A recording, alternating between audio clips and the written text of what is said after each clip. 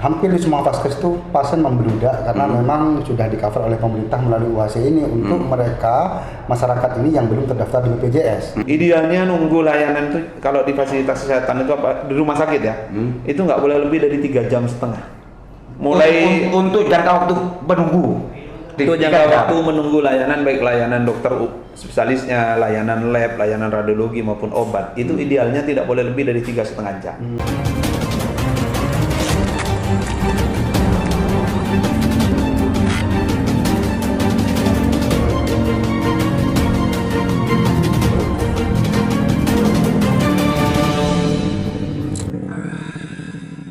Assalamualaikum warahmatullahi wabarakatuh. Kembali berjumpa saya Alam Hari di acara Sandasan Pemirsa. Hari ini saya mengundang narasumber di Ketua BPJS Madura dan Ketua DKR yang fokus menangani terkait dengan urusan pelayanan kesehatan dan terkait juga dengan pelaksanaan UHC di Madura Raya.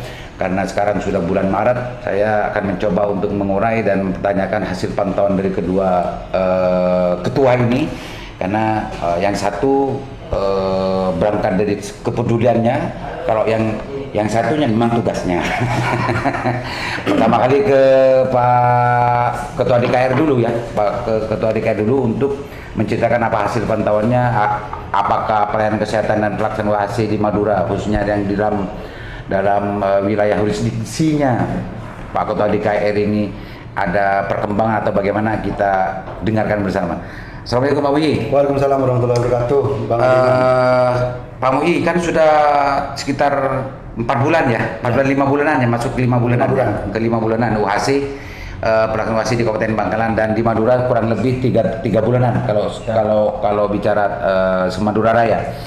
Hasil pantauan dari teman-teman aktivis DKR terkait dengan urusan pelayanan UHC yang sebelumnya banyak mengkhawatirkan bahwa pasien yang berlabel PBJS itu diperlakukan tidak sama dengan pasien umum gitu kan. Hasil pantauan dari Ketua DKR ya, DKR bagaimana setelah 5 bulan kalau di Kabupaten Bangkalan? Jadi seperti yang kita prediksi beberapa waktu yang lalu, memang euforia masyarakat terkait dengan UHC ini memang luar biasa. Jadi hampir di semua vaskes itu pasien membludak karena memang sudah di-cover oleh pemerintah melalui UHC ini untuk mereka masyarakat ini yang belum terdaftar di BPJS. Nah, ini bagus sebenarnya. Jadi masyarakat bisa terlayani secara maksimal terkait dengan kuantitinya. Nah, sekarang kita bicara dengan kualitasnya gitu loh. Kualitas pelayanan. Ya, kualitas pelayanannya. Memang adanya UHC ini belum seimbang dengan tenaga kesehatan yang ada di vaskes-vaskes. Nah, jadi terkait dengan dokternya, terkait dengan human resource-nya yang ada di vaskes-vaskes itu, sehingga beberapa masalah timbul ketika masyarakat itu ada di vaskes. Dan ini asumsi masyarakat akhirnya agak miring juga gitu loh. Loh kok UHC-nya malah kayak gini, kok membludak gini. Beberapa masalah yang timbul itu antara lain itu terkait dengan antrian gitu. Antrian itu di rumah sakit memang antrinya membludak luar biasa. Nah, di puskesmas juga membludak luar biasa. Nah, ini yang perlu kita evaluasi bersama untuk kita carikan solusi ke depannya seperti apa gitu loh. Sebentar. Jadi catatannya Pak Muhyi menyimpulkan bahwa dari hasil pantauan dari DKR ada ketidakseimbangan dari pelaksanaan kebijakan UHC dengan kesiapan dari vaskes untuk melayani apa yang diberikan oleh UHC. Ya betul, jadi artinya kesiapan vaskes terkait dengan sarpras, juga terkait dengan human-nya, SDM-nya, ini mungkin perlu dievaluasi. Apakah perlu metode lain sehingga akhirnya masyarakat ini terlayani secara maksimal, dan terutama di bidang kecepatannya ya, di kecepatan layanannya. Nah ini apakah perlu metode lain tanpa menambah SDM, atau perlu menambah SDM sehingga akhirnya apa yang menjadi keluhan-keluhan masyarakat ini bisa tertangani dengan baik. Itu yang pertama. Yang kedua, ini banyak juga terjadi permasalahan di masalah rujukan. Nah, rujukan ini kan sudah menjadi tagline ya, menjadi awareness pada masyarakat bahwa kalau pakai UHC ini bisa digunakan di mana saja nih. Ya, betul. Jadi masyarakat itu banyak yang langsung ke rumah sakit di luar daerah nih. Nah, akhirnya kebingungan terkait rujukan selanjutnya. Ketika emergensi dia oke udah terlayani. Nah, paskanya itu Pak, pasca emergensi ini dia udah sembuh nih. Ini selanjutnya ini kan gimana kontrolnya, rujukannya seperti apa? Ini banyak bingung juga. Nah, ini nanti bisa dijelaskan juga oleh Pak Dokter, nanti Pak Dokter Munakib agar lebih jelas juga. Karena kan ada sekali tempo masyarakat langsung masuk ke PHC. Nah, sudah keluar dari PHC kan inginnya masyarakat terus dirawat yang di sana karena awalnya di sana. Lah ini ribet dengan dengan rujukannya ini. Lah ini terkait dengan rujukan. Selanjutnya. Dan selama ini yang terjadi bagaimana pasien yang semacam itu yang sudah di PHC gitu ya. Dan untuk pelayanan pasca anunya itu gimana kontrolnya itu? Kembali lagi ke vaskes awal gitu loh. Oh gitu. Kembali lagi ke vaskes awal dan ini juga bukan sebuah perkara yang mudah karena untuk memahamkan ya. Jadi artinya nanti ini bagaimana solusi terkait ini. Itu yang kedua. Yang ketiga terkait dengan masyarakat ini request vaskesnya itu. Request?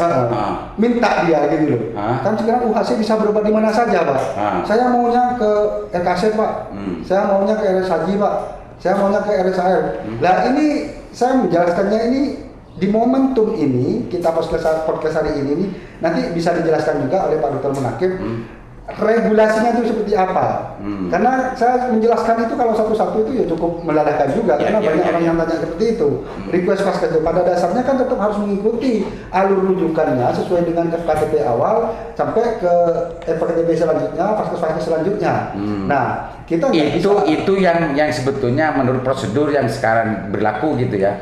Jadi harus melalui dari mana vaskes awal ke sana. Ya, jadi ada alurnya. Bukan asal kita minta karena bisa berobat di mana saja. Jadi ungkapan bahwa bisa mengakses pelayanan kesehatan di mana saja itu tidak otomatis begitu saja, ada prosedur yang harus dilalui gitu ya. Betul. Oke, 3 saja dulu nanti kelupaan Pak Munakib. Oh ya, siap. 3 saja dulu. Silakan. Assalamualaikum Pak Munakib. Waalaikumsalam. Dr. Munakib. Nah, ini kalau beliaunya ini kan bekerja atas kepedulian.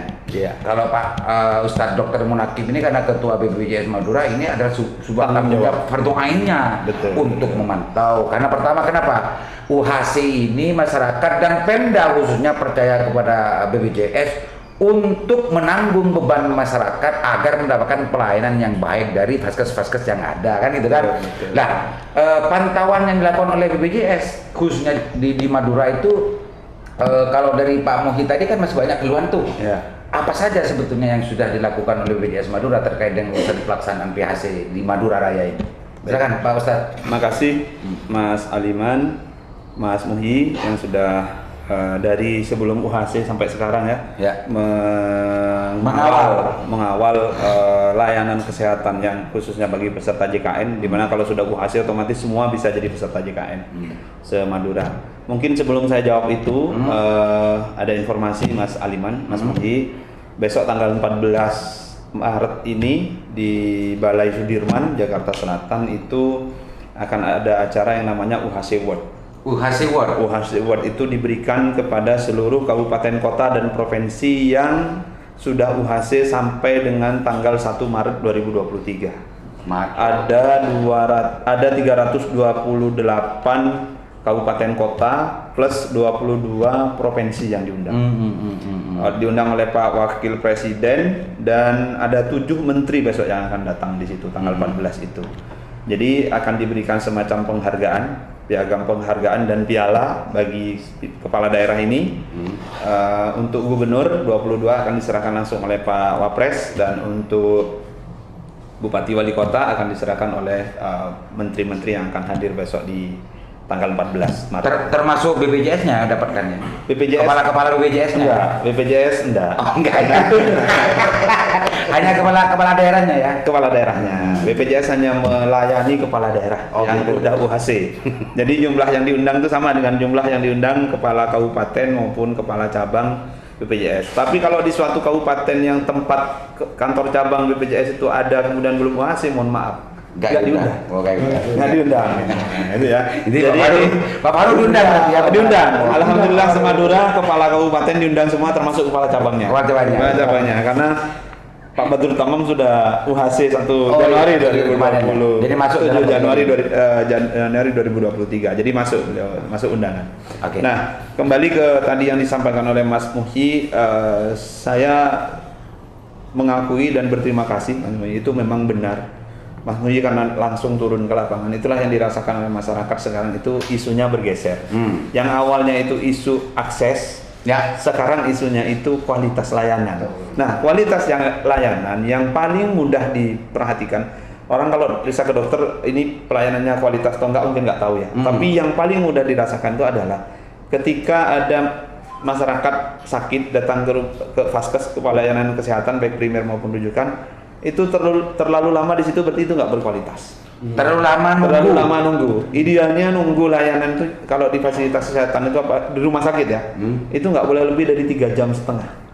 Mulai untuk jangka waktu menunggu.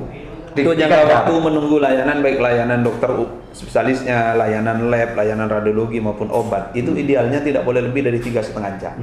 Idealnya ya. Iya, tapi nggak masuk SOP. Nggak masuk SOP, akan kita advokasi rumah sakit agar itu nanti jadi standar mereka. Gitu ya. Demi peserta JKN. Tuh, jadi itu antrian itu kan paling gampang dilihat dan mudah dirasakan Ya, oleh betul. pasien maupun keluarga yang mengantarkan pasien kan. Artinya kalau misalnya nunggu setelah mencet nomor antrian kemudian dapat SEP, surat eligibilitas peserta bahwa itu benar-benar sebagai peserta JKN, peserta UHC ya. Kemudian nunggu di ruang tunggu, nunggu rekam medisnya diantarkan ke poli atau nunggu di depan poli sambil melihat dokternya udah datang atau belum. Nah, ya. Nah, kemudian kalau udah datang, saya nomor antrian keberapa.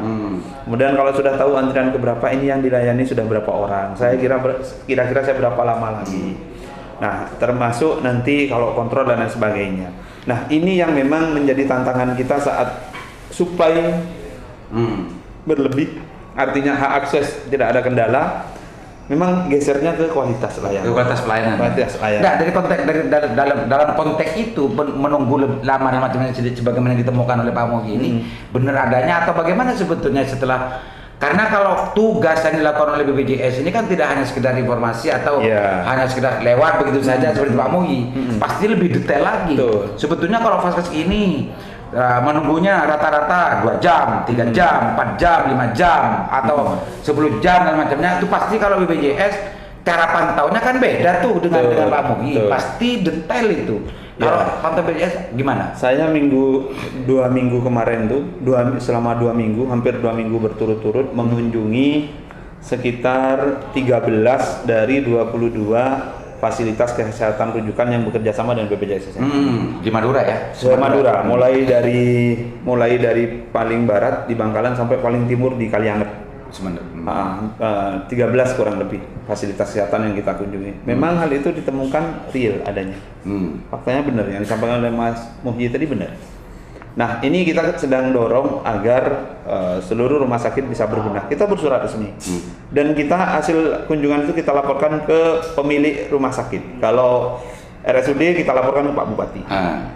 Kalau swasta kita laporkan hasil kunjungan kita itu ke ketua yayasan atau direksi PT ya, kalau yang PT. Karena yang swasta ada yang PT sama klinik utama. Nah, itu memang kita laporkan, bahkan di situ kita laporkan detail berapa jam orang itu antri rata-rata menurut pantauan kita saat itu.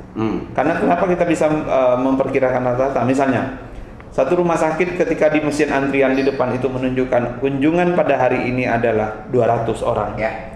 Kemudian poli itu kunjungan itu dibuka, antrian itu dibuka jam 7, poli buka jam 8 misalnya. Itu kita pantau sampai, saya di rumah sakit itu sampai ke obat. Ke orang itu dapat obat dari semua jenis layanan yang diberikan oleh di sana ya? Iya, artinya ketika di obat itu misalnya jam 11 itu masih hanya 20 orang yang terlayani. Berarti artinya sudah dari jam 7 sampai jam 12, artinya sudah sampai 5 jam di rumah sakit. Yang nunggu. Yang artinya belum selesai lah, intinya belum tuntas layanannya. Nah, kira-kira kenapa? Ada beberapa faktor. Yang pertama memang. Nah, sebelum masuk ke faktor. Ya. Jadi kalau tadi bilang idealnya kan 3 jam, 3 jam setengah untuk menunggu. Hasil dari pantauan catatan dari BPJS setelah melakukan pantauan dari ke 13 ya, kurang lebih 13 vaskes yang itu berapa rata-rata yang ditemukan? Ada yang cepat, ada yang memang lama. Yang lama ini rata-rata terjadi di rumah sakit umum pemerintah yang pasiennya banyak. Itu berapa jam tuh tunggunya? Ada yang sampai 5 jam. Oh, ini catatan saya. Dan sampai catat ini 5 jam. Mestinya idenya 3 jam. 3 jam setengah itu sudah paling. Lah stres ya. 3 jam itu udah stres. Jam setengah. Bayangkan orang sekali-sekali jalan lah ke depan poli, orang nunggu duduk sambil ada yang tiduran di lantai dan lain sebagainya itu. Ini hasil pantauan BPJS lembaga resmi, pemirsa. rata-rata kunjungan, rata-rata jam tunggu yang dilakukan oleh pasien rumah sakit Sejak datang datang sampai dapat obat sampai mendapatkan obat itu bisa 5 jam. sudah 5 jam. Mestinya tidak boleh lebih dari 3 jam. 3,5 jam. Ini benar catatan, dan ini menjadi Ya. catatan penting bagi semua pemilik rumah sakit termasuk pemerintah daerah untuk bagaimana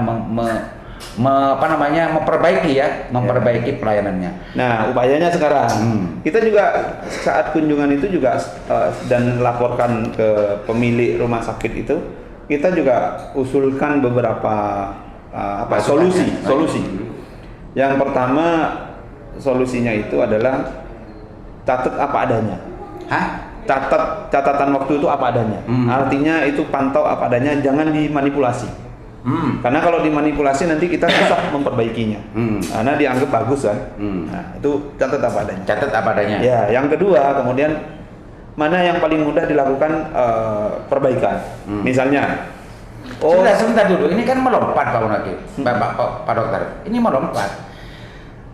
Apa sebetulnya hasil dari pantauan BPJS itu? Kenapa kok sampai 5 jam? Ini apa masalahnya? Jangan sampai ke solusi dulu. Betul. Apa masalahnya ini? Catatan. Masalahnya ya itu yang juga kita laporkan ya. Sebelum ke solusi juga kita laporkan. Misalnya petugasnya ada apa demam? Ya, kan gitu. misalnya mesin antriannya terbatas. Satu, ini salah satu Ya kan? Terus Mesin antriannya terbatas. Kemudian masyarakat kan belum familiar nih untuk antrian online dan lain sebagainya. Ya. Nah, itu butuh dibantu. Kemudian tenaganya. Maksudnya? Tenaga nih mesin orang ke rumah sakit kan sekarang pencet petugas. petugas di rumah sakit itu pemahamannya juga terbatas dan orangnya juga terbatas. orang terbatas cuma yang terbatas. Nah, Dua berarti ini. Kan harus orangnya ini paham. andil memperpanjang tunggu. Andil memperpanjang. Terus, Kemudian yang berikutnya adalah dokternya tidak datang tepat waktu. Nah, Dokternya tidak datang tepat waktu di sesuai dengan jadwal prakteknya. Nah, ya kan? Ini hasil pantauannya, catatannya ya. Catatannya.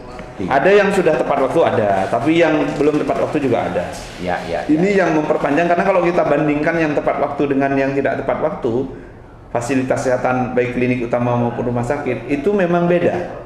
Ketika dokter itu tepat waktu, lebih cepat pasien itu terurai. Ya. Nah, tapi ketika tidak tepat waktu datangnya, maka tumpukannya lebih banyak. Okay. Nah, itu sudah konsekuensi logis lah, itu nggak perlu. Ada lagi penyebab dari antrian panjang itu? Kemudian yang menyebabkan antrian panjang itu rekam medis dan teknologi atau IT-nya di fasilitas kesehatan itu belum handal.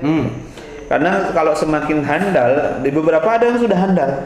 Artinya orang itu tidak perlu lagi nunggu rekam medisnya diserahkan atau nunggu rekam medisnya diantar ke poli, karena petugas rumah sakit sebenarnya rumah sakit sudah antisipasi. Ada beberapa orang petugas yang ditugaskan itu untuk mencari rekam medis dan mengantar rekam medis. Itu pun orangnya sudah berbeda, yang mencari beda, yang antar beda.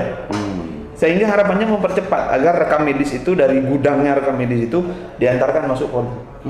Karena kadang-kadang juga mungkin sebagian dokter merasa, wah ini masih nyiapkan rekam medis, datangnya nanti aja. Bisa juga seperti itu. Ya. Dan itu juga, dan itu logis. Datang pagi juga andil memperpanjang juga. Andil memperpanjang. Oleh karena itu ini dijawab dengan seharusnya rekam medisnya itu elektronik. Idealnya loh ya. Dan ada yang sudah seperti itu di beberapa fasilitas kesehatan kita, ada yang sudah seperti itu. Termasuk resep. Tapi kalau rata-rata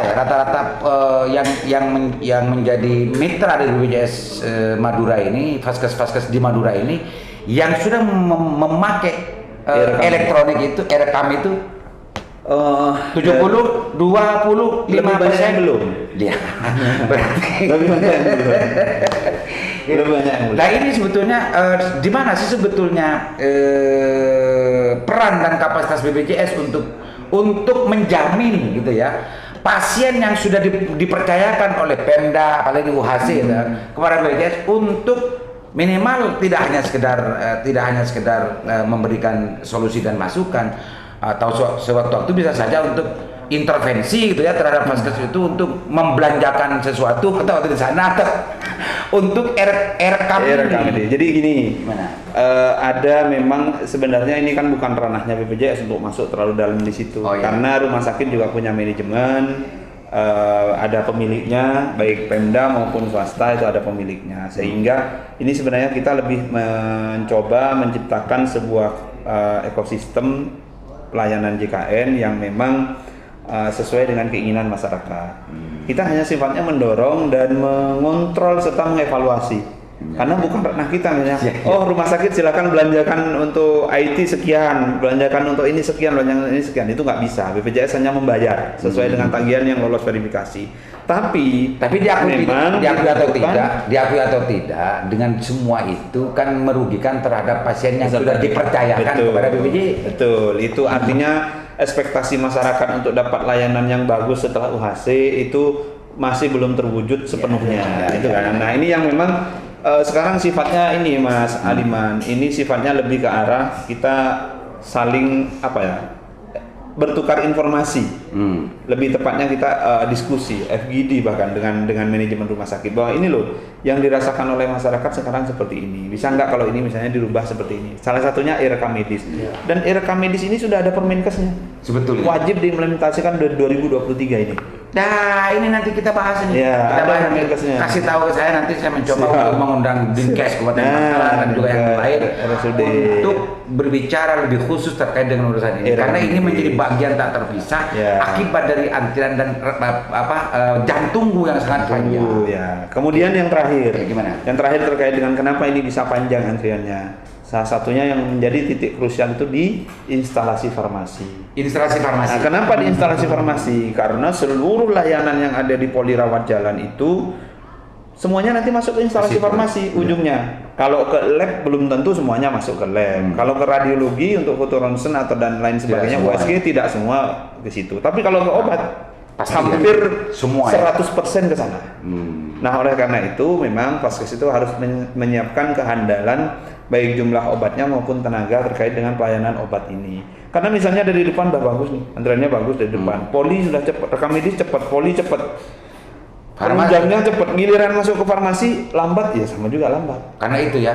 Nah, hasil pantauannya gimana? Ada keseimbangan nggak tenaga yang ada di farmasi atau fasilitas yang ada di farmasi itu dengan klien yang pasien yang dilayani di situ. Ada keseimbangan nggak? Dari beberapa diskusi dengan teman-teman fasilitas kesehatan rujukan, ini kita masih fokus ke rujukan ya. Kalau ke puskesmas dan sebagainya memang kita masih belum. Rawat inap pun kita belum lakukan standarisasi. Tapi kalau untuk rawat jalan di rumah sakit, karena itu mukanya rumah sakit atau etalasenya rumah sakit, kita coba dengan rumah sakit atau klinik utama itu untuk berdiskusi, ayo kira-kira ini apa solusinya itu.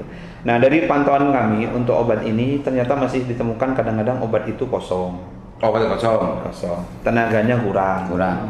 Dan juga kadang-kadang pemahaman lagi. Misalnya pemahaman dari tenaga di farmasi ini, di instalasi farmasi ini, orang masih suruh beli di luar. Ya. Orang diberikan resepnya 30 diberi 15 hari. Karena katanya biar kebagian semua. Nah, ini kan nggak pas. Nggak bener secara medik ya. Karena dokternya sudah menuliskan resep untuk 30 hari. Iya. Yang seperti ini yang memang menghambat kelancaran flow dari pasien mulai dari datang sampai pulang. Untung Ketua BPJS Madura ini seorang dokter, Bro. Kalau bukan seorang dokter, Ketua BPJS ini tidak akan tahu ini. Kalau di instalasi farmasi itu ada model semacam itu, karena keterbatasan obat justru mestinya 15 hari di 7 hari. Bisa. Biar sama kebahagiaan ini secara medik kan tidak boleh.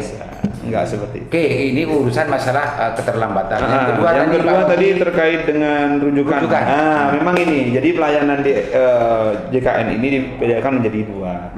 Pelayanan yang gawat darurat dan non gawat darurat. Memang untuk gawat darurat ini bisa di seluruh Indonesia kapanpun asalkan dengan pasien yang bekerja sama kita. Bahkan nggak bekerja sama pun sebenarnya bisa, tapi nanti ngatasi gawat daruratannya dulu baru dirujuk ke yang kerja sama. Nah, ini karena dampak dari layanan kesehatan itu kadang-kadang tidak mesti tuntas sekaligus setelah kegawat daruratannya teratasi, artinya butuh kontrol, dan sebagainya. Nah, ini memang sesuai dengan kebijakan UHC di seluruh kabupaten Semadura ini, peserta itu didaftarkan berdasarkan domisili KTP-nya. Misalnya saya orang 10, kemudian saya gawat darurat di Surabaya. Saat itu saya bisa langsung ditangani di situ. Mau masuk PHC, masuk HU. Tapi ketika pasca gawat darurat misalnya butuh kontrol karena saya peserta UHC di 10, ya saya memang minta rujukan di 10 dan tidak bisa langsung ke Surabaya lagi. Dicatat bisa, catatkan di sini dulu. Biar Pak Muhi nggak mendapat keluhan terus itu loh, ada prosedurnya begitu. Nah, gitu. Jadi Pak Muhi jangan jadikan malaikat, Pak semuanya bisa. itu prosedurnya Pak. Prosedurnya seperti itu. Nah ini memang kadang-kadang bagi sebagian pihak yang saya sudah cocok di sana misalnya. Ya kalau fasilitas layanan yang Anda butuhkan di sana itu ada di sini di kabupaten masing-masing sama Madura ini ada di sini. Pertama, kenapa seperti itu? Pertama, agar sebisa mungkin yang di sini ini difungsikan. Satu. Yang kedua, ekonominya juga berputar di sini. Itu juga bagian ya. Meskipun itu bukan alasan utama. Ya, tapi tetap juga karena kalau seperti itu nanti terlalu berpencar. Kita juga awalnya mempertimbangkan, bayangkan kalau orang Sumeneb karena cocok di PHC harus ke PHC kan kejauhan. Itu. Pak Marakit, terkait dengan urusan ini, kayak sebetulnya tadi pagi itu mendapat telepon dari teman di Surabaya gitu ya, kayak kebetulan berKTP Madura, berKTP Bangkalan. Siap. Dan hari ini sebetulnya dia masuk ke awalnya di salah satu vaskes dan langsung karena itu tidak bisa ditangani langsung dirujuk ke Keramenjangan, Sutomo ya? Ke Sutomo. Dan ini nelpon ke saya belum sempat nelpon Pak Muhi dan Pak Munakib karena dia berKTP. Pikiran saya dan keyakinan saya dia mempunyai hak untuk melakukan layanan kesehatan karena dia warga Bangkalan. Lah dia tadi malam sampai tadi pagi masih belum jelas ini mau dilayani secara dengan BPJS atau tidak gitu ya. Tapi mudah-mudahan saja sekarang karena sudah tidak nelpon lagi kan setelah saya arahkan gitu, cari orang BPJS di situ gitu saya. Dan sekaligus ini biar menjadi sosialisasi dari Pak Munakib bagi teman-teman dan juga bagi warga masyarakat Bangkalan yang berKTP Bangkalan Madura gitu sebetulnya. Kalau kebetulan sakit di mana saja gitu ya, apa langkah yang dilakukan untuk bisa mengakses itu? Ya, yang pertama di setiap fasilitas kesehatan itu kalau yang rujukan ya, itu ada foto petugas BPJS Kesehatan dan petugas rumah sakit yang sanding, fotonya itu berdepetan dan ada nomor teleponnya masing-masing. Hubungi itu di UGD pasti ada. Cari aja pakai rompi kuning biasanya. Semua rumah sakit rumah sakit yang kerja sama BPJS Kesehatan pasti ada. Nah, termasuk puskesmas. Kalau puskesmas belum. Mas Aliman, karena puskesmas terlalu banyak untuk tempelkan fotonya mungkin agak kesulitan. Tapi intinya kalau ke rumah sakit atau rujukan itu insya Allah pasti ada petugas kita. Termasuk yang klinik-klinik mata yang di Bangkalan juga ada. Ada petugas kita itu dan bisa dihubungi. Kemudian yang kedua, kalau memang itu belum menemukan itu, seandainya belum menemukan itu, mungkin ada fasilitas kesehatan baru yang kerjasama, belum tercetak foto atau belangko kita di situ, karena itu dengan petugas rumah sakitnya, mungkin hubungi BPJS terdekat. Kantor BPJS terdekat atau banyak channel sebenarnya, 165 juga bisa, telepon 165 cuman masih ada kena pulsa ya. Itu tapi itu nanti akan mengarahkan kemana kalau sesuai dengan lokasinya. Misalnya saya di Palembang misalnya, telepon ke 165 karena itu call center kita, nanti akan diarahkan oleh petugas call center itu kemana sebaiknya. Meskipun sebetulnya ini keluhan yang sampai ke saya, meskipun sebetulnya setelah dia itu masuk ke sana, dia setelah di tracking di vaskesnya itu dia masih belum masuk ke dalam BPJS, apa namanya? Apa istilahnya ya? Mitra ya, apa namanya ya? Tidak peserta, belum menjadi peserta BPJS. Karena kita sudah UHC. Kalau seperti itu kan bisa mengakses ini. Nah ini maksudnya yang ditanyakan. Ya, itu bisa juga seperti tadi ya, petugas yang ada itu nanti kan petugasnya yang akan menghubungi petugas kita. Sini. Nah, misalnya Surabaya, Sutomo kan, Surabaya. Karangmenjangan, Sutomo, Surabaya itu kalau ada petugas itu ditelepon, saya orang Bangkalan tapi sekarang sedang sakit di Surabaya. Setahu saya Bangkalan sudah UHC, mohon untuk dikoordinasikan karena mungkin kan yang bersangkutan nggak punya nomornya BPJS kan, petugas BPJS. Nah nanti petugas yang di situ BPJS Surabaya yang akan menghubungi BPJS Bangkalan. Jadi jangan khawatir ya. Selama dia berKTP Madura gitu ya, pasti akan mendapatkan layanan UHC. Asalkan prosedurnya seperti itu. Kalau menemukan kesulitan semacam itu, langkahnya semacam itu. Yang ketiga terkait dengan request fase pertama. Request. Jadi begini. Ini fase pertama ya, artinya jadi fase pertama itu ada 3 jenis. Yang pertama itu puskesmas, Ya. Yang kedua dokter yang bekerja sama dengan BPJS Kesehatan, dokter umum dokter umum dan dokter gigi yang bekerja sama dengan BPJS Kesehatan. Yang ketiga adalah klinik Pratama. Bukan klinik utama ya, klinik Pratama yang bekerja sama dengan BPJS Kesehatan. Jadi ada 3 nih, puskesmas, dokter gigi, dan klinik Pratama. Ini untuk pelayanan primernya, ya? Pelayanan tahap pertamanya. Nah, Vaskes primer itu merupakan hak bagi peserta untuk memilih. Kalau merasa nggak cocok, bisa pindah. Tapi ada persyaratannya, minimal terdaftar di situ 3 bulan. Ya. Nah, baru bisa pindah. Nah, khusus untuk peserta UHC, karena ini menggunakan anggaran negara, termasuk PBI, JK, yang mendapat bantuan iuran dari Kementerian Keuangan, itu memang diarahkan untuk pertama kalinya ke puskesmas. Pertama kalinya ya, ke puskesmas sesuai dengan domisili. Ini untuk mempermudah mapping juga, Mas Aliman. Kalau misalnya, saya cocok dengan dokter itu tapi nggak sesuai dengan KTP-nya. Domisili KTP-nya, otomatis kan nanti mempersulit. Nah, untuk pertama kali memang didaftarkan ke puskesmas sesuai domisili KTP-nya. Saya ya di Puskesmas 10, Mas Faruk di Sidoarjo ya ke Sidoarjo. Nah, setelah 3 bulan berjalan, sakit atau tidak sakit, kalau Anda memang merasa ada fasilitas kesehatan dari salah satu 3 ini tadi yang cocok, misalnya nemu klinik Pratama yang cocok, nemu dokter tercatat di situ ya maksudnya. Yang kerja sama dengan BPJS Kesehatan, bisa pindah. Misalnya saya dari 10, saya cocok dengan dokter A di Bangkalan yang sudah kerja sama, boleh saya pindah ke situ. Boleh. Bahkan pindahnya itu pakai mobil JK dari HP, dari rumah bisa. Minimal 3 bulan ya. Minimal 3 bulan. Pakai HP, nggak usah datang ke kantor BPJS. Problemnya kalau Pak Mugi itu kan dia sakit karena cocok di PHC, jangan langsung ke PHC. Nah, gitu. itu nggak berlaku untuk rujukan. Itu primer. Ini catatan pemirsa ya, catatan.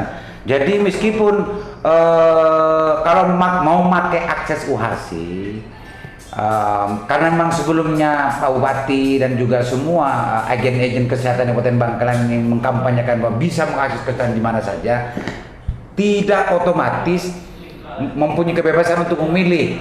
Harus ada prosedur yang harus dilalui. Tidak ujuk-ujuk ke Unitomo, ke Sutomo, tidak ujuk-ujuk ke PHC. Harus lewat di sini dulu. Gitu pemirsa. Terkecuali memang pakai umum terserah ya. Oh iya. Itu hak KRP ya. Ada lagi yang ingin dijelaskan terkait dengan ini? Untuk Vaskes primer ini memang kita masih belum sama antara perkotaan dengan pedesaannya.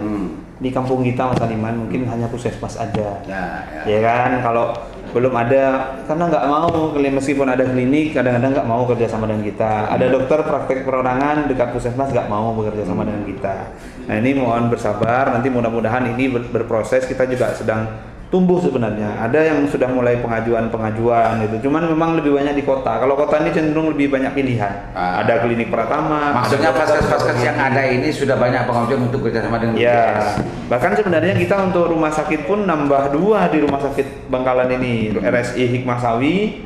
Ya salah satunya dipelopori oleh Pak Mugi. Kemudian Glamor itu juga di Kamal, di Kebun ya. Sudah kerjasama, sudah bisa melayani peserta JKN. Nah, ini yang biasanya beritanya hanya yang putus saja ya, yang lukas itu karena lukas pun sedang berproses untuk kerjasama lagi dengan kita gitu. Tapi semestinya memang harus begitu juga, karena kalau dibiarkan begitu saja, vaskes itu akan biasanya kalau nggak ada koreksi, kalau nggak ada masukan, kalau nggak ada kritikan, semena-mena. Nah, itu kita kawal bareng-bareng ya.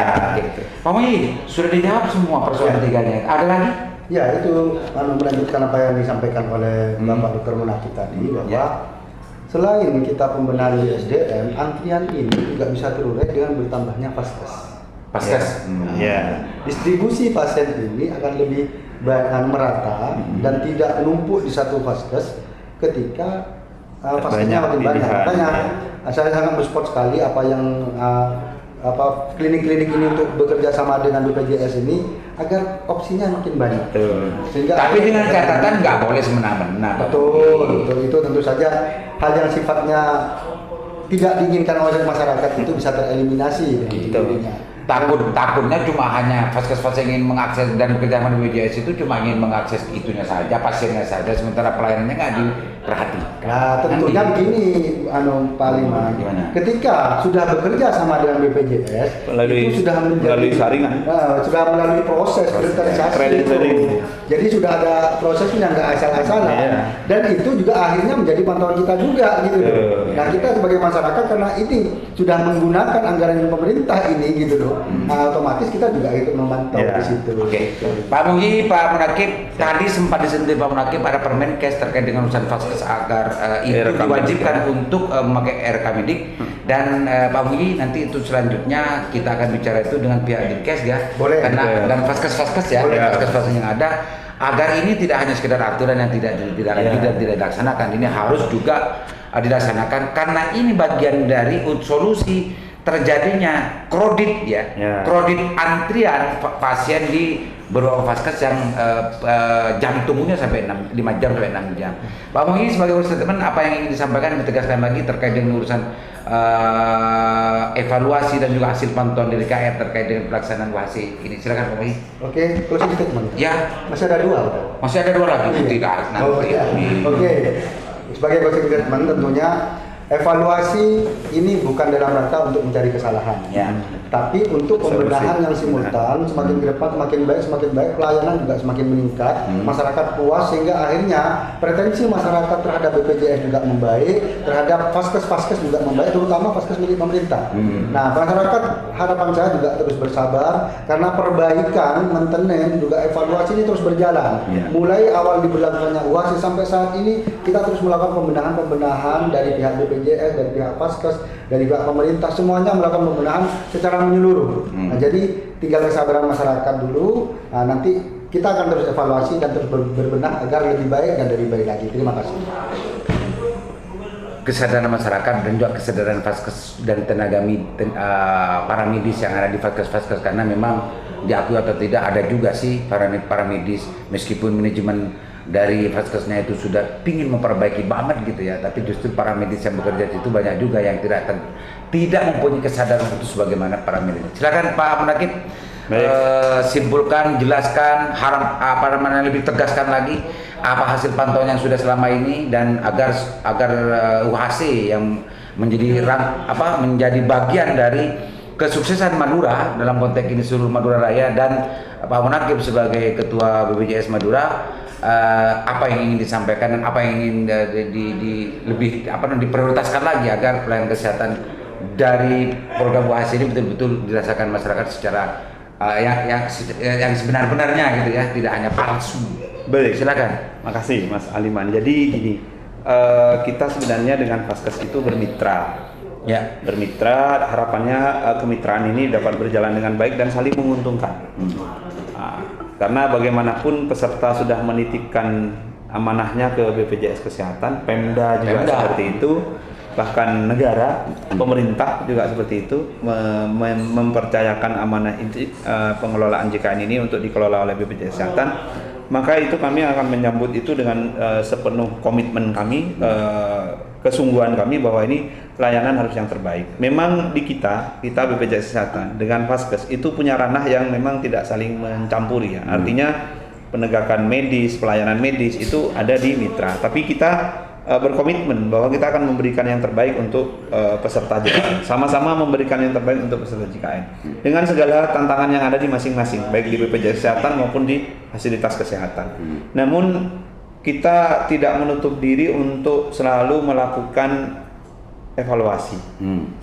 Untuk apa? Untuk perbaikan dan perbaikan. Karena bagaimanapun masyarakat itu harapannya itu selalu berkembang. Tidak berhenti. Kalau dulu gimana caranya punya BPJS Kesehatan? Gimana caranya punya JKN? Kalau sekarang gimana caranya menggunakan JKN tapi nyaman? Nah, kan itu. Oleh karena itu karena mungkin teman-teman konsen terhadap layanan itu juga tidak mudah. Kita yang dari luar rumah sakit, termasuk BPJS Kesehatan, Mas Aliman, Mas Mugi, itu harapannya memberikan masukan ini bisa ditangkap dengan positif oleh vaskes sehingga perbaikan, yakinlah perbaikan itu keniscayaan. Karena kalau tidak ada perbaikan maka mungkin akan ditinggal. Ini kan karena mungkin untuk khususnya rumah sakit daerah yang sudah besar, dalam tanda petik tidak ada pilihan lain kan bagi masyarakat, sehingga mungkin sekarang mau di layanan seperti apapun pasti laku gitu. Pasti didatengin. Nah, itu seharusnya sudah ditinggalkan paradigma seperti itu. Harus berubah untuk semangatnya itu semangat melayani, semangat menolong, semangat mengobati masyarakat yang butuh layanan kesehatan. Bagaimana kalau itu dirasakan oleh keluarga kita, saudara kita yang mungkin sakit kemudian datang ke fasilitas kesehatan, kalau tidak dengan sepenuh hati melayani gitu. Nah, jadi yang dirasakan oleh Mas Aliman tadi, ya memang tugas manajemen untuk menyadarkan pelayanan sepenuh hati ini kepada dokternya, kepada perawatnya, kepada seluruh komponen yang ada di fasilitas kesehatan itu. Sehingga nanti saya yakin kalau itu terus kita dengungkan, Mas Aliman, saya yakin dan optimis pasti bisa. Pasti bisa. Dari beberapa pantauan beberapa rumah sakit yang awalnya kita pantau itu sudah ada progres perbaikan. Sudah ada progres ya. Sudah ada meskipun belum sampai ke ideal. Ya, meskipun belum ke ideal. Oke. Itu Mas Aliman. Makasih banyak Pak Ketua DKR dan juga Pak Ustadz Ustadz Dokter Monakib Ketua BPJS Madura. Mudah-mudahan harapannya dan pantauannya dan kepeduliannya kalau Pak Mugi dan bantu airnya kalau Pak Mugi selalu memantau itu, karena tanpa pantauan dari BPJS, tanpa sedikit ketegasan dan sentuhan dari BPJS, pelayanan kesehatan yang sebelumnya menjadi keluhan dan juga menjadi kegelisahan masyarakat ketika mengakses pelayanan kesehatan akan terus dirasakan itu tanpa ada koreksi, tanpa ada masukan dan tanpa ada ketegasan juga dari BPJS. Mudah-mudahan apa yang kita bahas dan rasain ini betul-betul ditangkap dengan bijaksana oleh oleh vaskes-vaskes ya, khususnya para manajemen vaskes, baik itu pemerintah atau swasta, untuk selalu membenahi dan memperbaiki pelayanan kesehatannya, agar kita tidak selalu mendengar keluh kesah dari pasien yang merasa tidak nyaman. Mudah-mudahan. Assalamualaikum warahmatullahi wabarakatuh. Waalaikumsalam warahmatullahi wabarakatuh.